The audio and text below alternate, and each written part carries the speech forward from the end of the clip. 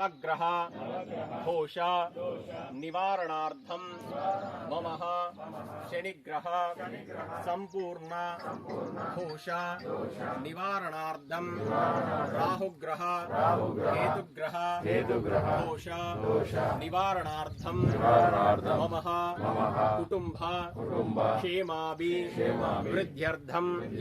श्रीं महाकालभैरवस्वामी मम मनोधैर्यां फलसिद्ध्यर्थं मम कुटुंब आर्थिक अभिवृद्ध्यर्थं मम सत्सन्तान अभिवृद्ध्यर्थं मम दुष्टग्रह दोष निवारणार्थं सकल शत्रु बंधु मित्र कलह निवारणार्थं सर्वः भूत प्रेत पिशाच मंत्र यंत्र तंत्र प्रयोगादि सकल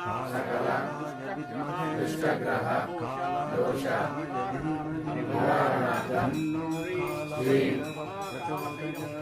महाकालभैरवस्वामी मम देहि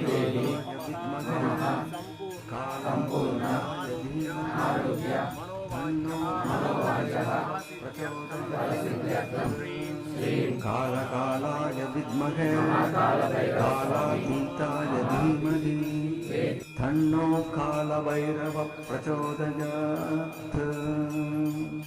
ॐ कालकालाय विद्महे कालातीताय धीमहि तन्नो कालभैरव प्रचोदयात्।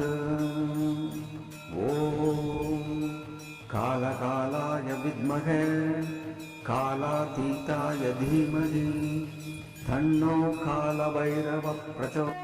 ॐ कालकालाय विद्महे कालातीताय धीमहि तन्नो कालभैरव प्रचोदयात्। ॐ कालकालाय विद्महे कालातीताय धीमहि तन्नो कालभैरव प्रचोदयात्। ॐ कालकालाय विद्महे कालातीताय धीमहि तन्नो कालभैरव प्रचोदयात्। ॐ कालकालाय विद्महे कालातीताय धीमहि तन्नो कालभैरव